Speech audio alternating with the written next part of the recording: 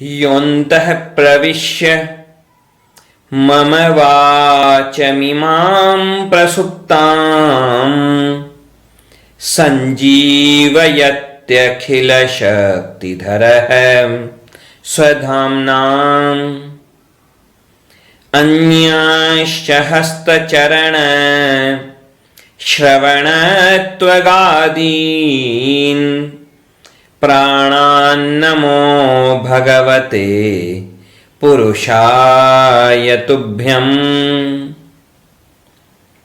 श्रीवीरराघवदयार्द्रकृपावतारम् श्रीजानकीश पदपद्मपरागभिङ्गम् श्रीश्रीधरार्य चरणाम्बुजलग्नमौलिम् श्रीदेशिकार्य घनश्यामगुरुं नमामः। कर्कटे पूर्वफाल्गुन्यां तुलसीकाननोद्भवां पाण्ड्ये विश्वम्भरां गोदां वन्दे श्रीरङ्गनायिकीम्। नीलातुङ्गस्तनगिरितटी सुप्तमुद्बोध्य कृष्णम् पारार्थ्यं स्वं श्रुतिशतशिरः सिद्धमध्यापयन्ती स्वोच्छिष्टायां सजिनिगलितं याद्बलात्कृत्य भुङ्क्ते गोदा तस्यै नम इदमिदं भूय एवास्तु भूयः। तिरुप्पावई के 22वें छंद में 22वें पासुर में गोदाम्बा जी प्रार्थना करती हैं भगवान से। किस बात की प्रार्थना? कि भगवान हम पर आप कृपा दृष्टि डालिए। यहां पर गोदाम्बा जी अपनी सखियों के साथ, गोपियों के साथ भगवान को जगाते हुए पुकार रही हैं, प्रार्थना कर रही हैं।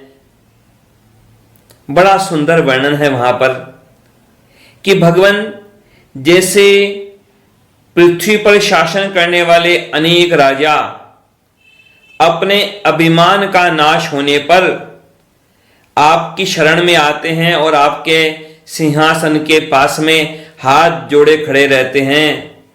इस तरह से हम भी अभिमान का त्याग करके आपके निवास स्थान को खोजते हुए आपके पास तक आ गई हैं। अब भगवान आप हम पर कृपा दृष्टि डालिए। तो कृपा दृष्टि का वर्णन किया। कैसी कृपा दृष्टि? कि जैसे कोई कमल खिल रहा हो, न तो कमल बंद हो और न पूरा खिला हो, आधा खिला है कमल, आधा बंद है। तो इसी तरह से आप अपने नेत्रों को आधा खुला आधा बंद, इस तरह से हम पर दृष्टि डालिए, कृपा दृष्टि डालिए।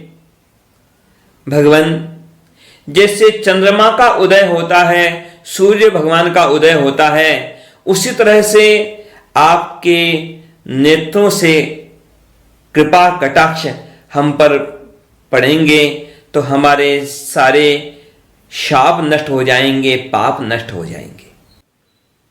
नष्टा हंकृति शत्रु संगवदिहा गत्य स्थिता नामुपर यस्माकं न पतेयुरब्ज रुचयः किन्ते कटाक्षः शनैः अक्षिभ्यामुदितार्कचन्दसदृशत् त्विंभ्यां मनाक् चेत् भवान् अस्मान् पश्यति नष्टपापनिचयः स्याम प्रहिष्टा वयम्।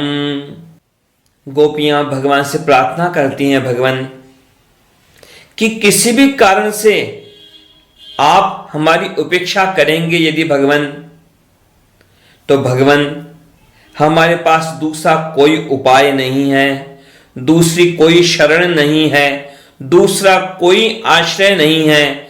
हमें तो केवल आपका आश्रय है, हम केवल आपकी शरण में हैं। आपके सिवा हमारा और कोई आश्रय नहीं, आपके सिवा हमारा और कोई लक्ष्य नहीं, आप ही हैं, जो कुछ है सो आप ही हैं भगवान। आपको छोड़ के हम और किसी की शरण में नहीं जा सकते भगवान। हम तो भगवान आपकी अनन्य भक्त हैं। और श्रीमद् भगवद गीता में तो भगवान का वचन है। श्रीमद् भगवद गीता के 9वें अध्याय के 22वें श्लोक के रूप में भगवान मानो प्रतिज्ञा करते हैं। क्या प्रतिज्ञा? कि जो अनन्य भाव से भगवान का चिंतन करते हैं। अनन्यता का मतलब क्या? आजकल संसार में अनन्यता मिलती कहां है? जहां गए उसी के चरणों में गिर पड़े स्वार्थ निकालने के लिए। गंगा गए गंगादास, जमुना गए जमुनादास। यहां न तो गंगा जी से कोई समस्या है न यमुना जी से समस्या है, वो तो एक ही बात है। मतलब क्या है कि कभी इस देवता को पूजा, कभी उस देवता को पूजा, कभी मजार पूजी, कभी कभी जिन्न को पूजा, कभी भूतों को पूजा, कभी किसको पूजा, कभी पीर को पूजा, कभी किसको पूजा। तो वो अनन्यता बिल्कुल नहीं है। अनन्यता तो होती है वो कि जहां केवल और केवल भगवान की शरण, भगवान जो करे सो सही, भगवान से ही कहना, कुछ कहना भी है तो भगवान से ही कहना, और भगवान को छोड़ के और किसी उपाय के बारे में सोचना ही नहीं, वह है अनन्यता। तो वैसे अनन्य भक्तों के लिए क्या कहा?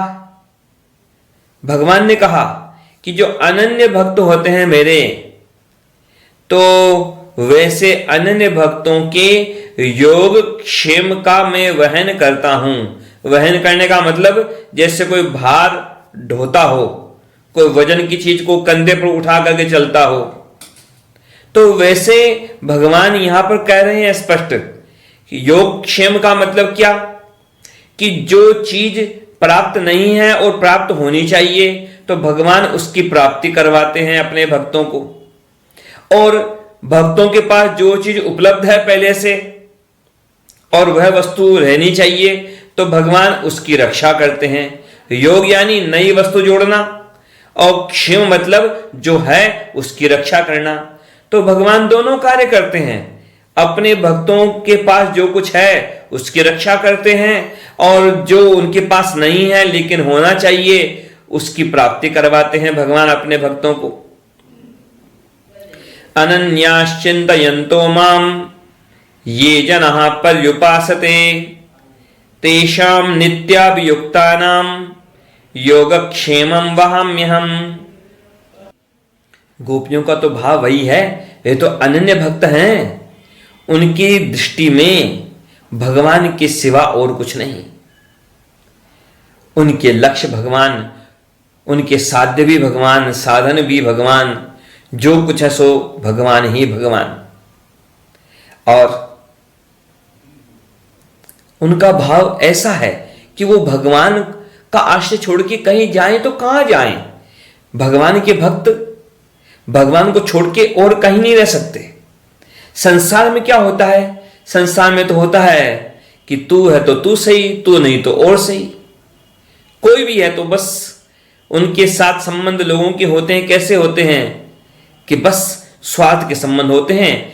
एक से स्वार्थ सिद्ध होता है तो वह है अच्छा, उससे स्वार्थ नहीं बना तो दूसरे को सोच लिया कि शायद ये मेरा स्वार्थ करेगा तो ये अच्छा, उससे न बने तो तीसरे को पकड़ेंगे। तो ये संसार की रीत है। लेकिन भगवान के भक्तों की रीत क्या है कि वो तो बस चाहे बात बने चाहे बात न बने, चाहे अनुकूलता हो चाहे प्रतिकूलता हो, वे तो केवल और केवल भगवान की शरण में। जैसे कि यामुनाचार्य स्वामी जी ने बड़े सुंदर ढंग से वर्णन किया है आलवंदाल स्तोत्र में, कि जैसे कोई बालक है, छोटा बालक, दुधमुहा बालक। अब इतना छोटा बालक जो हो, अब उससे उसकी मां मानो कभी नाराज हो जाए वैसे माँ तो कब नाराज होती है? माँ तो नाराज होती ही नहीं है। माता तो कभी कुमाता होती नहीं है। संतान ही कुपुत्र हो जाए भले ही, माता तो कभी कुमाता होती नहीं है। कुपुत्रो जायते क्वचिदपि कुमाता न भवति। तो फिर भी मान लो कि छोटे से बालक से उसकी माता यदि नाराज हो जाए तो क्या करेगा बालक? बालक को तो फिर भी उस मां का ही भरोसा है, मां का ही सहारा है, मां का ही आश्रय है। मां को छोड़ करके वह दुधमुआ बालक कभी किसी दूसरे के बारे में सोच नहीं सकता कि मैं उसका आश्रय ले लूं। वैसे ही भगवान यमुनाचार्य स्वामी जी कहते हैं भगवान से कि भगवान बस मैं तो आपके सहारे हूं, आपका ही भरोसा है, आप ही के श्री चरणों में पड़ा हूं, आप ही के भरोसे। निराश कस्यापि न तावदुस्सहे महेश हातुम तव पाद पंकजम रुषा निरस्तोऽपि शिशुस्तनंधयो न जातु मातुश्चरणौ जिहासति। यहां गोपियां प्रार्थना करती हैं भगवान से कि भगवान पता नहीं किस जन्म में हमने कौन सा पाप किया होगा और उन पापों के कारण आप दूर हो गए हमसे। तो भगवान इन पापों को भी दूर आप ही कर सकते हैं। भगवान आपकी कृपा दृष्टि पड़ जाएगी हम पर तो हमारे सारे पाप नष्ट हो जाएंगे और भगवान आपका दर्शन मिल जाएगा, फिर हमें किसी बात की परवाह कहां है। भगवान बड़ी विडंबना है संसार की। संसार में लोग जो कुछ करते हैं एक तरफ तो स्वार्थ में करते हैं, जो कुछ करते हैं स्वार्थमय, अपने स्वार्थ के लिए। लेकिन एक बड़ी भारी विडंबना भी है कि लोग अपने सच्चे स्वार्थ को जानते भी नहीं हैं। उनका सच्चा स्वार्थ किस में है इस बात को भी लोग जानते नहीं हैं। बड़ी विडंबना है। एक तरफ तो संसार में सब स्वार्थी ही स्वार्थी हैं और दूसरी तरफ वो अपने स्वार्थ को भी जानते नहीं हैं। दोनों बातें एक साथ। एक भक्त कवि हुए, उन्होंने अनेक अद्भुत रचनाओं की रचना की, कई ग्रंथ लिखे उन्होंने। भगवान श्री कृष्ण के जीवन चरित्र पर उन्होंने कई उपन्यास लिखे, हनुमान जी पर भी एक उपन्यास लिखा। अब आजकल तो उपन्यास शब्द से लोगों का तात्पर्य कुछ और हो जाता है, परंतु हमारे श्री संप्रदाय में तो जो शास्त्रों का चिंतन है उसको भी उपन्यास ही कहते हैं। तो एक भक्त हुए श्री सुदर्शन सिंह चक्र, क्षत्रिय परिवार के थे और बचपन से ही भगवान की भक्ति में लगे थे और श्री कृष्ण जन्मभूमि मथुरा से बड़ा उनका संबंध था। तो उन्हीं की एक छोटी पुस्तक पढ़ी थी, उनके कई ग्रंथ पढ़ने में आए, सौभाग्य मिला। तो उस ग्रंथ में उन्होंने छोटे छोटे कुछ मुक्तक लिखे। उसमें उन्होंने एक जगह लिखा कि संसार में क्या होता है कि नाम के लिए बहुत किया। संसार में लोग अपने नाम के लिए, अपनी प्रसिद्धि के लिए पता नहीं क्या क्या करते हैं, कितना भी धन खर्च करते हैं अपने नाम के लिए, अपनी फोटो के लिए, अपने नाम का प्रदर्शन करने के लिए, अपने आप को दूसरों से ऊंचा दिखाने के लिए, दूसरों को नीचा दिखाने के लिए। उसमें लिखा उन्होंने कि नाम के लिए बहुत किया, देह के लिए बहुत किया, शरीर के लिए भी पता नहीं लोग क्या क्या करते हैं। रोज व्यायाम करेंगे, रोज पता नहीं कितना चलेंगे फिरेंगे, क्या क्या कसरत करेंगे। इसका कोई अपराध नहीं है, लेकिन समस्या क्या है कि केवल नाम तक बंध गए, केवल शरीर तक बंध गए, भगवान के बारे में नहीं सोचा, इसलिए समस्या होती है। जैसे कोई गाड़ी को तो बहुत बहुत तैयार कर रहा है, लेकिन गाड़ी को चला करके पहुंचना कहाँ है उसके बारे में नहीं सोचता, तो गाड़ी को सजाने संवारने से क्या मतलब निकला। तो यहां पर उन्होंने कहा कि नाम के लिए बहुत किया, देह के लिए बहुत किया, बहुत कुछ किया स्वजन परिवार के लिए, लेकिन क्या किया अपने लिए, क्या किया अपनी आत्मा के लिए, क्या किया जिससे कि अब आपका उद्धार हो। विचार करें हम, बाकी जो कुछ भी किए होंगे सबने बहुत कुछ, संसार में तो बहुत उपलब्धियां प्राप्त कर ली होंगी, लेकिन आपने ऐसा क्या किया कि जिससे आपका उद्धार हो। ऐसा क्या किया। संसार में सब कुछ किया पर सारी उपलब्धियां बेकार है यदि आप अपना उद्धार न कर पाए, यदि आप भगवान की दृष्टि में, भगवान की कृपा दृष्टि के पात्र न बन पाए, तो फिर क्या किया आपने। फिर तो आपने जो किया सो व्यर्थ किया। जैसे मरने के बाद पीछे कोई लाख रुपया छोड़ जाओ, चाहे अरब रुपया छोड़ जाओ, चाहे खरब रुपया छोड़ जाओ, उसमें अंतर क्या पड़ने वाला है। पीछे आप कितना भी छोड़ जाओ वो तो पीछे छूट गया, जो छूट गया सो छूट गया, वह तो साथ गया नहीं। साथ क्या गया, साथ गया कर्म, आपके पाप, आपके पुण्य, आपकी भाव भक्ति, वो है साथ में। और वो आपके कर्म यदि ऐसे रहे कि वो आपको भगवान से दूर ले जा रहे हैं, वो आपको नरकों में ले जा रहे हैं, तो यहां भौतिक उपलब्धियां किस काम की।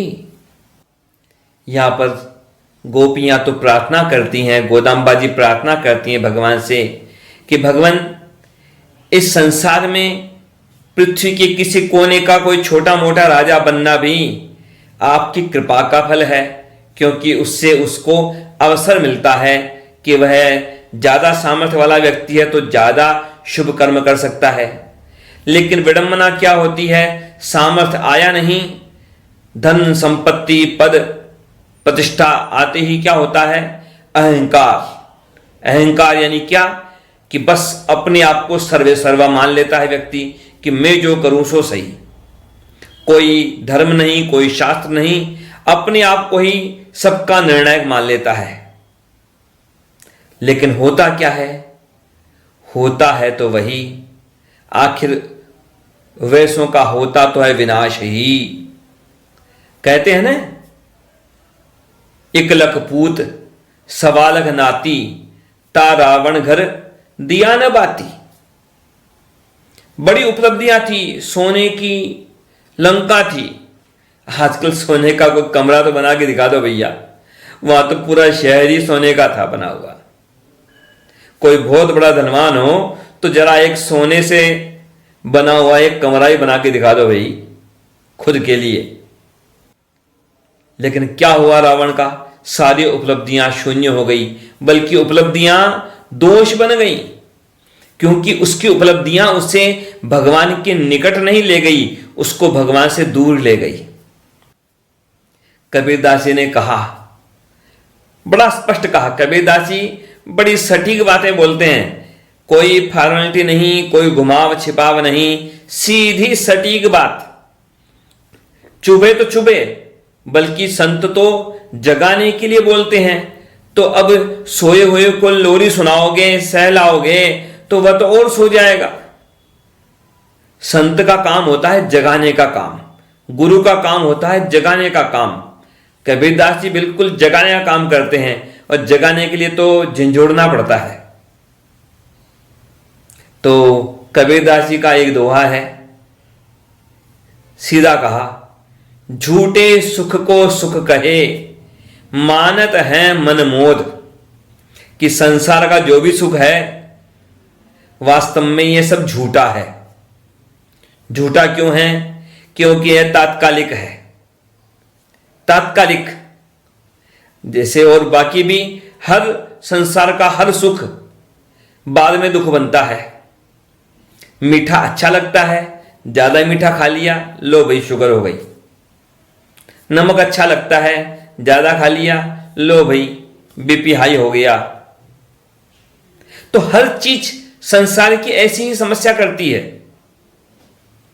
हाँ भाई, एयर कंडीशन चाहिए हमेशा, किसी को व्यवस्था है तो पहले तो बड़ा खुश, देखो बिल्कुल ठंडा ठंडा। अब एयर कंडीशन में ज्यादा रह लिए तो क्या होगा, अब शरीर से पसीना निकला नहीं जो निकलना चाहिए था कभी कभी, तो फिर वाष्प स्नान करो, यह होती विडंबना। तो संसार के सारे सुख झूठे हैं और उनको भोग करके कोई व्यक्ति सोचता है, प्रसन्न होता है। तो क्या कहा कबीरदास जी ने कि ये तो सारा संसार जो है ना, तुम्हारे पास जो है वो तो छोड़ दो, वो तो बहुत छोटा है। पूरी सृष्टि, पूरी दुनिया, ये सारी दुनिया, सारी सृष्टि, सारा ब्रह्मांड, यह तो काल के लिए नाश्ते के समान है। कुछ तो वह नाश्ता कर लिया है, मुंह में रख रखा है काल ने संसार को, और बाकी उसकी गोद में पड़ा है काल के, उसको आगे नाश्ता कर जाएगा, अगले कोर में खा जाएगा। काल सबको नष्ट करता जा रहा है और सबको नष्ट कर देगा। किस बात की खुशी मना रहे हो? किस पर गर्व है? किस बात की खुशी? किस बात का अहंकार? झूठे सुख को सुख कहे, मानत हैं मन मोद, खलक चबे ना काल का, कुछ मुंह में कुछ गोद। इधर गोपियां तो प्रार्थना करती हैं भगवान से कि भगवान आप तो हम पर कृपा कीजिए। भगवान जैसे वे अहंकारी राजा अहंकार नष्ट होने पर आपकी शरण में आते हैं, हम तो भगवान वैसे ही आपकी शरण में हैं। हमारे में कोई अभिमान नहीं, हम किस बात का अभिमान करें, हम तो आपकी शरण में हैं। और भगवान आप हम पर कृपा दृष्टि डालिए। लेकिन भगवान ऐसी कृपा दृष्टि हो, कैसी हो कृपा दृष्टि भगवान? भगवान से यह भी बताती हैं गोदाम्बा जी कि भगवान कृपा दृष्टि डालिए। कैसे डालिए? कि भगवान आपकी पूरी कृपा दृष्टि एक साथ हम पर पड़ेगी तो हमारा सामर्थ्य नहीं है उस पूर्ण कृपा दृष्टि को धारण करने का। तो भगवान आप धीरे धीरे कृपा दृष्टि कीजिए, धीरे धीरे अपने नेत्रों को खोलिए हम पर। कि कैसे? कि जैसे कोई जल न मिलने के कारण कोई खेत सूखा हो गया, फसल सूख रही है। अब ऐसे सूखे खेत में सूखी हो रही फसल पर एक साथ कोई बहुत सारा पानी डाल दे, वे वहां पर घनघोर बारिश हो जाए एक साथ, तो वे पौधे भी नष्ट हो जाएंगे और वह खेत की मिट्टी भी सब बह जाएगी। तो उसके लिए उचित क्या रहता है कि पहले कुछ धीमे धीमे बारिश हो, फिर कुछ तेज, फिर कुछ तेज। तो ऐसी ही प्रार्थना की यहां पर, और इसीलिए समझाया, इसीलिए निवेदन किया, भगवान के नेत्रों का वर्णन किया कि कैसे नेत्र भगवान के, कि भगवान के ऐसे मनोहर नेत्र कि कैसे जैसे आधे खिले हुए कमल पुष्प, पूरे खिले हुए नहीं, आधे खिले हुए कमल पुष्प। तो वैसे भगवान आपकी कृपा दृष्टि हम पर कैसे पड़े, जैसे आधे खिले हुए कमल पुष्प हों, वैसे आपके नेत्रों की दृष्टि हम पर पड़े, आपकी कृपा दृष्टि के पात्र हम बने, आपकी कृपा से पूर्ण दृष्टि हम पर पड़े। भगवान के नेत्रों के लिए कहा गया यहां पर कि भगवान के नेत्र कैसे हैं, लाल रंग के हैं। यहां लाल रंग का मतलब यह मत समझना कि जैसे कोई खून का रंग हो, यहां बड़ा गहरा मतलब है। लाल रंग जो है वह प्रेम का रंग है, भक्ति का रंग है। तो यहां बात क्या है, ऐसे भगवान के भक्त जो हैं, भगवान के भक्त भगवान की भक्ति में अनुरक्त रहते हैं। जैसे शब्द है ना अनुराग, अनुरक्त, रक्त यानी वैसे तो रक्त का मतलब तो रक्त को रक्त कहते ही क्यों हैं, क्योंकि वह लाल होता है इसलिए उसे रक्त कहते हैं। असल में रक्त का शाब्दिक अर्थ है लाल, शाब्दिक अर्थ है लाल। अब रक्त को लोगों ने कई बार बांध दिया केवल खून के साथ में, तो यह उनकी समझ की कमी है। वैसे रक्त का मतलब होता है लाल। तो भगवान के नेत्र तो थोड़ी से तो स्वाभाविक लाल हैं। अब बाकी भगवान के मन में भी तो प्रेम है अपने भक्तों के प्रति, इसलिए उनमें और ज्यादा लालिमा है भगवान के नेत्रों में। तो यहां मतलब यह है कि भगवान आपकी वह कृपामयी अनुरागमयी दृष्टि हम पर पड़े। भगवान के दो नेत्र हैं और उन दो नेत्रों को क्या माना जाता है? सूर्य और चंद्रमा को भगवान का नेत्र माना जाता है। शास्त्रों में बारंबार बारंबार इस बात को कहा गया है। जैसे आप देखिए, श्रीमद् भगवद गीता के 11वें अध्याय के 19वें श्लोक में स्पष्ट वर्णन है, जहां भगवान विश्व रूप का दर्शन करवा रहे हैं अर्जुन को दिव्य दृष्टि देकर के।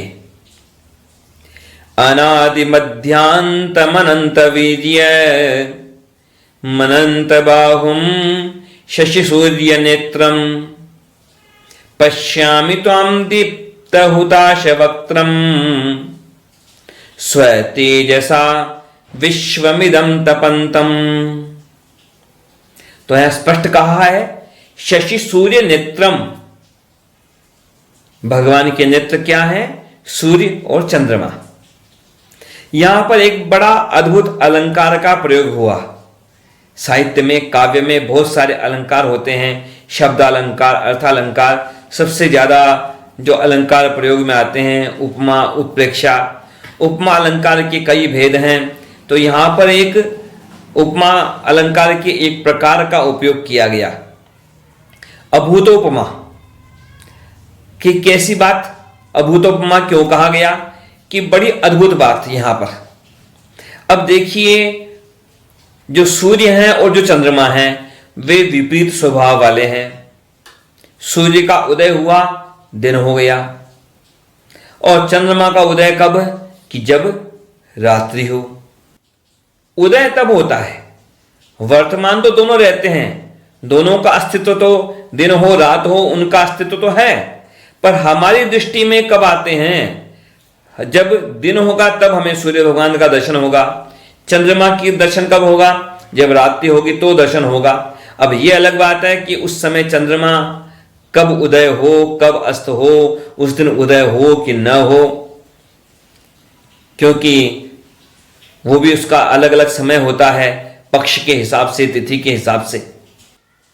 अब दूसरी बात कि चंद्रमा का स्वभाव कैसा? चंद्रमा का जो प्रकाश होता है वह बड़ा शांत होता है, उसमें कोई उष्णता नहीं। चंद्रमा का प्रकाश होता है शीतल, मनोहर प्रकाश। और सूर्य का प्रकाश कैसा होता है? तीक्ष्ण होता है, और सूर्य तेजस्वी होता है। अभी तो सर्दी का समय है, तो सूर्य भगवान का दर्शन अच्छा लगता है, लेकिन गर्मी में तड़पते हैं, अरे बड़ी धूप हो रही है। अब यहां बात देखिए कि सूर्य और चंद्रमा दोनों एक समय में एक स्थान पर उगते नहीं हैं, और यदि उग जाएं, मान लो जैसे होते हैं ना, कभी कभी इधर सूर्यास्त हो रहा है और उधर चंद्रमा भी दृष्टिगोचर हो रहा है, सूर्यास्त हो रहा है, सूर्य पूरा अस्त नहीं हुआ तो चंद्रमा का प्रकाश थोड़ा सा दिख गया, चंद्रमा दिखाई दे जाता है। लेकिन दोनों के प्रकाश का अनुभव एक साथ नहीं हो पाता, कोई नहीं कर सकता। दोनों के प्रकाश का एक साथ अनुभव कोई नहीं कर सकता। अब यहां क्या स्थिति होती है? यहां पर जो अलंकार का चिंतन हुआ, अभूतोपमा, तो अब क्या होता है? चंद्रमा का जब उदय होता है तो कमल पुष्प बंद हो जाते हैं। चंद्रमा का जब उदय होता है तो कमल पुष्प खिला हुआ हो पहले से तो बंद हो जाता है, और सूर्योदय होता है जब, तो सूर्योदय होते ही कमल पुष्प जो बंद होता है वह खिल जाता है। तो दोनों विपरीत स्वभाव वाले हैं। अब मान लो सूर्य और चंद्रमा दोनों का उदय एक साथ हो तो क्या होगा फिर कमल पुष्प के साथ में?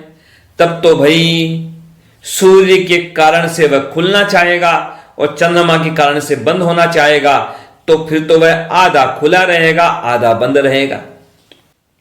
तो यहां बड़ी गहरी बात कही है यहां पर गोदांबा जी ने और गोपियों ने भगवान से प्रार्थना करते हुए कि भगवान आपके नेत्र आधे खुले आधे बंद, इस तरह से आधे खिले हुए कमल के समान आपके नेत्र हम पर दृष्टि डालें। आधे खुले क्यों आधे बंद क्यों? कि भगवान हमने भले ही जानबूझ के पाप न किया हो और या पता नहीं कभी हमने जानबूझ के पाप किए हों, जानबूझ के अपराध किए हों कभी भी, तो भगवान ऐसी कृपा करें कि हमारे पाप और हमारे अपराध उनको देखते समय आप अपने नेत्र बंद कर लीजिए भगवान। और भगवान हमारे में तो कोई गुण नहीं है, पर आपकी कृपा से ही हमारे में यदि कभी कोई गुण आ गया हो तो उस गुण को देखने के लिए आप खुले नेत्र वाले बन जाइए भगवान। बड़ी गहरी बात है, भाव की बात है। और भी गहरी बात कि भगवान जो आपके भक्त हैं, जो आपके शरणागत हैं, उनके लिए तो आप चंद्रमा के समान शीतल दृष्टि वाले रहिए, उनको प्रसन्नता देने वाले रहिए, मनोहर स्वरूप में दर्शन दीजिए। लेकिन जो आपका द्वेष करते हैं, जो पापी आपका अपराध करते हैं, आपके भक्तों का अपराध करते हैं, उनके लिए आप भगवान तीक्ष्ण बने रहिए, सूर्य के समान तेजस्वी बने रहिए भगवान, आप सूर्य के समान उनको जला करके राख कर दीजिए। यहां पर जो कहा है गोदांबा जी ने शाप के बारे में कि आपका दर्शन मिलेगा तो हमारा कोई जो भी शाप होगा वह नष्ट हो जाएगा। यहां शाप का मतलब क्या? इसका मतलब यह नहीं है कि किसी ऋषि मुनि ने गोपियों से नाराज होकर के उनको कोई शाप दे दिया। यहां शाप का मतलब है पाप, अपराध, कि कभी भी हमारे द्वारा कोई पाप हुआ हो, उस पाप का फल हमें मिलने लग गया हो और वह पाप हमारे भाग्य में प्रारब्ध में बदल गया हो, तो उस पाप के कारण जो हमें आपका दर्शन नहीं हो पा रहा हो, तो भगवान आप उस पाप को नष्ट कर दीजिए अपनी कृपा दृष्टि से। ब्रह्म वैवर्त पुराण में स्पष्ट कहा गया पाप के बारे में, कर्मों के बारे में। लोग कई बार है ना सोचते हैं कि मेरा पाप तो ऐसे कट गया वैसे कट गया। लोग सोचते हैं कि मैंने पुण्य कर लिया, दान दे दिया तो मेरा तो पाप कट गया। तो नहीं कटते ऐसे पाप। पुण्य का भी फल होता है, पाप का भी फल होता है, फल दोनों के होते हैं। संसार में क्या लोग ज्यादा जोड़ बाकी गुणा भाग करते करते भूल जाते हैं। जोड़ बाकी गुणा भाग करते हुए लोग क्या देखते हैं कि मान लो 100 रुपया कमाया, 50 खर्च किया तो बच गए 50। लेकिन पाप और पुण्य का हिसाब किताब ऐसे नहीं चलता। वहां दोनों का खाता अलग अलग चलता है। पाप पाप की जगह पर रहेगा, पुण्य पुण्य की जगह रहेगा। जैसे संसार में तो क्या होता है कि जो आपने कमाया और जो आपने खर्च किया वो आपस में से माइनस हो जाते हैं, एक दूसरे को काट देते हैं। लेकिन पाप का खाता अलग, पुण्य का खाता अलग। पाप भी एक कर्म है, पुण्य भी एक कर्म है, तो दोनों कटते नहीं है यहां पर एक दूसरे से, दोनों का फल भोगना पड़ता है। ब्रह्म वैवर्त पुराण में कहा गया अवश्यमेव भोक्तव्यम कृतम कर्म शुभाशुभम ना भुक्तम क्षीयते कर्म कल्पकोटि शतैरपि, कि कर्म का फल तो भोगना ही पड़ेगा, बल्कि पाप का फल तो और भोगना पड़ेगा। पुण्य तो आप दान कर सकते हैं, जैसे वस्तु का दान करते हैं वैसे पुण्य का भी दान कर सकते हैं। और पुण्य को तो आप भगवान को अर्पित भी कर सकते हैं, कृष्णार्पणमस्तु। लेकिन पाप को अर्पण नहीं कर सकते। अब पुण्य क्या है? पुण्य है दंड। जैसे मान लो आपको पुरस्कार मिलता है, तो पुरस्कार में आपकी खुद की मन की वृत्ति उसमें हो सकती है शामिल। आप चाहें तो पुरस्कार लेवें, चाहे तो पुरस्कार लेने से मना कर दें, चाहे पुरस्कार लेकर के किसी दूसरे को दे दें, वो आपकी इच्छा पर है। तो यह है पुण्य। पुण्य का फल आप चाहे तो स्वीकार करें, चाहे स्वीकार न करें, चाहे किसी और को दे दें। लेकिन पाप है दंड। तो दंड ही होता है, जैसे मान लो किसी को 10 दिन की सजा सुनाई गई, जज ने कहा 10 दिन जेल में डाल दो इसको, तो वहां व्यक्ति कहे कि नहीं नहीं मेरी रुचि नहीं है सजा में, तो वहां पर जज क्या कहेगा? तुम्हारी रुचि नहीं चलेगी। यहां पर पुरस्कार में आपकी रुचि चलेगी, आप लेवें ना लेवें। अब वहां दंड मिल रहा है 10 दिन का, तो वह कहते कि नहीं नहीं किसी दूसरे को भेज देता हूं, तो जज क्या कहेगा? नहीं भाई तुमको ही जाना पड़ेगा। वहां पर जैसे पुण्य होता है तो पुण्य तो व्यक्ति दूसरे को दे सकता है, पर दंड किसी दूसरे को वह स्थानांतरित नहीं कर सकता, दूसरे को ट्रांसफर नहीं कर सकता। पाप का फल तो खुद को ही भोगना पड़ता है। रामचरितमानस में भी कहा गया, कर्म प्रधान विश्व करी राखा, जो जस करहि सो तस फल चाखा। कर्म प्रधान विश्व करी राखा, जो जस करहि सो तस फल चाखा।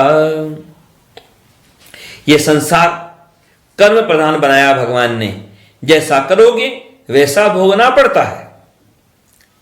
यहां भगवान से प्रार्थना करती हैं गोपियां, गोदाम्बा जी प्रार्थना करती हैं भगवान से कि भगवान जो भी हमारा कोई पाप है, जिस पाप के कारण हमारी आपसे दूरी हो गई है, तो भगवान आपकी कृपा दृष्टि हम पर पड़ जाएगी तो हमारा वह पाप नष्ट हो जाएगा।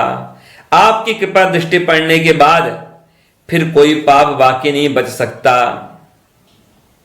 शास्त्रों में बार बार कहा गया है कि भगवान का कृपा कटाक्ष सारे पापों को नष्ट कर देता है, सारे दोषों को दूर कर देता है और जीव को परम शुद्ध बना देता है।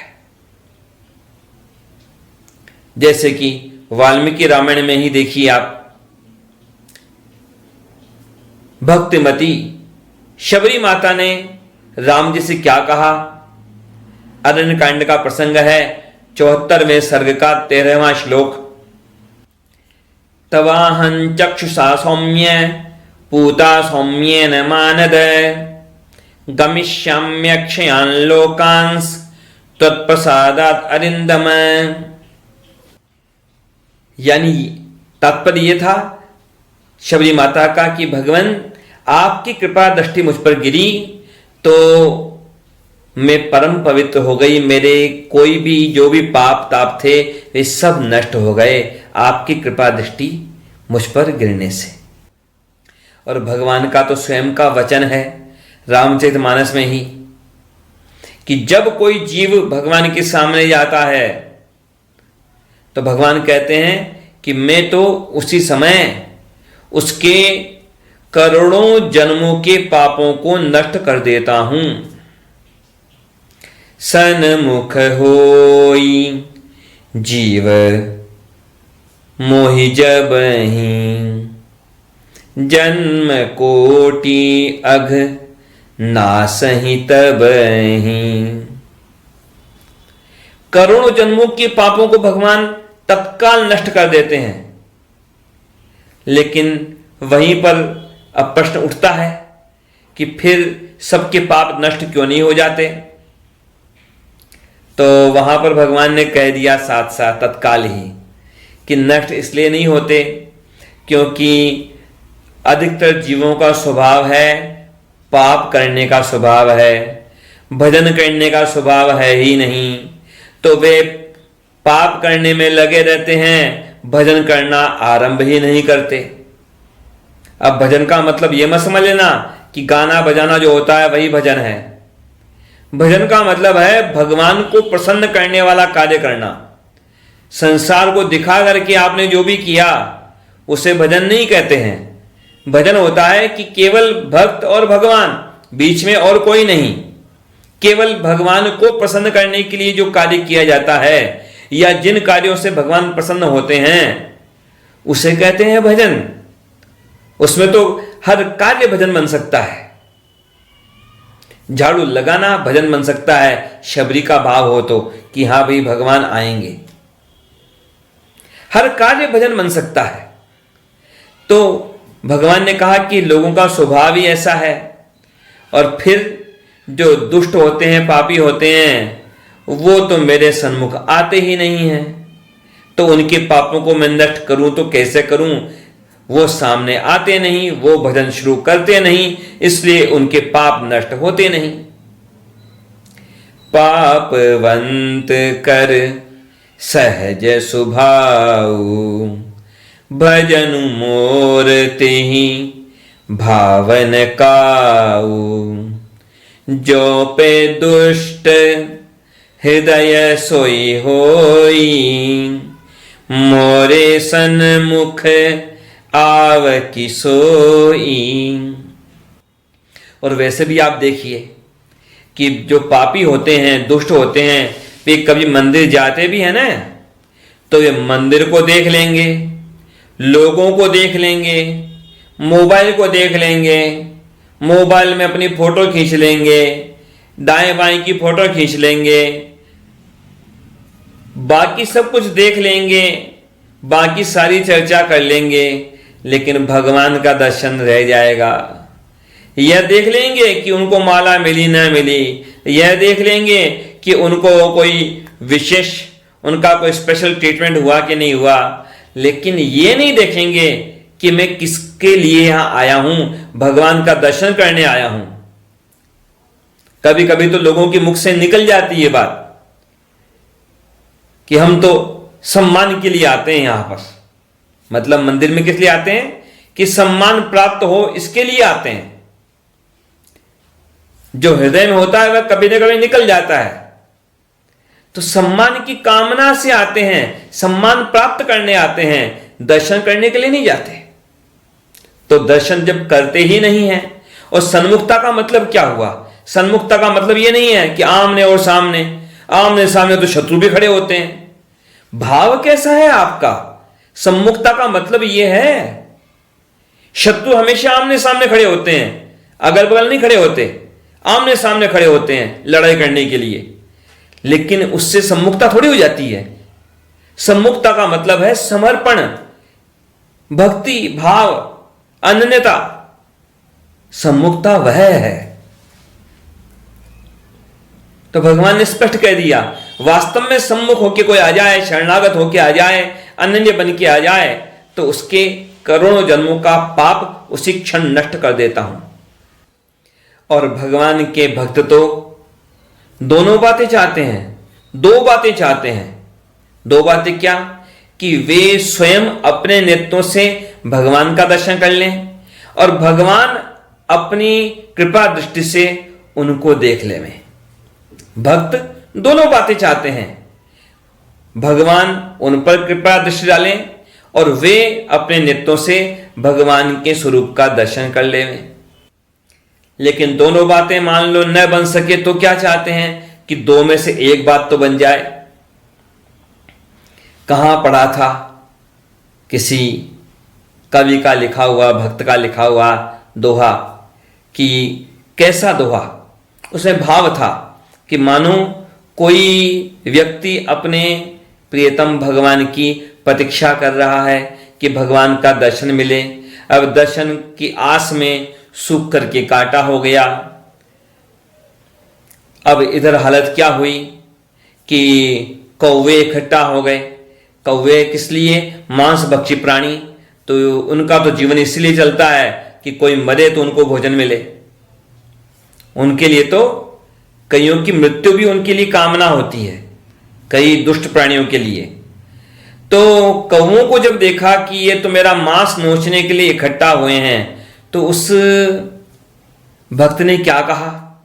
उस भक्त ने कह दिया कौवे से, उन कौओं से कह दिया कि देखो, तुम मेरे शरीर का मांस खाओ तो खा लेना, और पूरे शरीर का मांस खा लेना भले तुम मेरे, लेकिन मेरे आंखों को मत खाना, क्योंकि मुझे इन आंखों से अपने प्रभु का दर्शन करना है, उनकी आशा है, मेरे नेत्रों को उनकी प्रतीक्षा है, मेरे नेत्रों को मत खाना। कागा सब तन खाइयो, चुन चुन खाइयो मांस, दो नैना मत खाइयो, इन्हें पिया मिलन की आस। ये होता है भक्तों का भाव कि मैं दर्शन कर लूं भगवान का। और कभी स्थिति ऐसी हो कि स्वयं दर्शन न कर सकते हो, ऐसी कोई स्थिति हो कि एक ही काम हो पाएगा, दर्शन तुम नहीं कर पाओगे, भगवान भले ही दृष्टि डाल दे, में भगवान की कृपा दृष्टि मिल जाए तो उसमें भी वो संतुष्ट हैं। पूर्ण संतुष्टि तो तब है जब वे भी दर्शन कर ले में भगवान का और भगवान की कृपा दृष्टि उन पर आ जाए।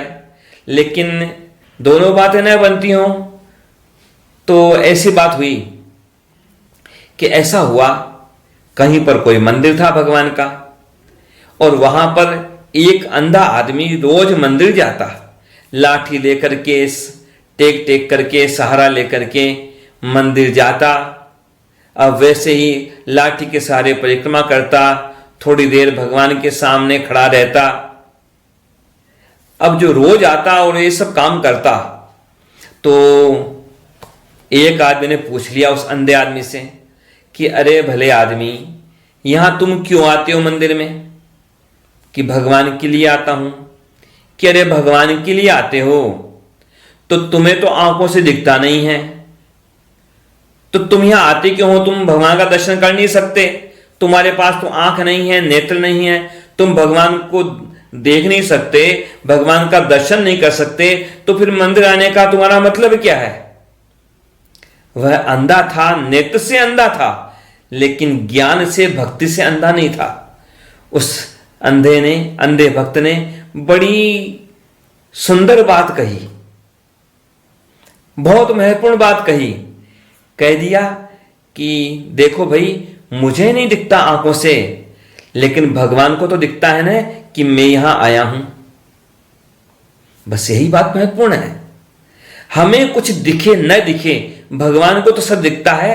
हम क्या कर रहे हैं, क्या करना चाहिए, सब भगवान को दिखता है। हम अपना कर्तव्य कर ले में भगवान के प्रति, फिर हमें क्या दिखे क्या न दिखे, भगवान देख रहे हैं। भगवान की कृपा दृष्टि पड़ेगी तो फिर सारी अनुकूलता प्रतिकूलता वो सब एक किनारे, भगवान की कृपा दृष्टि हो गई, जीवन सार्थक। गोपियों का तो एक ही भाव, बस हमें भगवान की कृपा दृष्टि मिले, हम दर्शन कर सके भगवान का और भगवान की कृपा दृष्टि हम पर हो जाए। वृंदावन के एक भक्त कवि बिंदु जी महाराज, उन्होंने एक बड़ा सुंदर भजन लिखा, मुझ पर भी दया की कर दो नजर, हे श्याम सुंदर हे मुरलीधर। भगवान मुझ पर भी तो आप अपनी कृपा दृष्टि डाल दो। आप जैसा कृपालु नहीं और मेरे जैसा कोई दया का पात्र नहीं, भगवान आप मुझ पर अपनी कृपा दृष्टि डालो तो आपकी कृपा भी धन्य और मेरा दोष और मेरा जीवन जो भी है ये सब भी धन्य, ये सब भी सार्थक।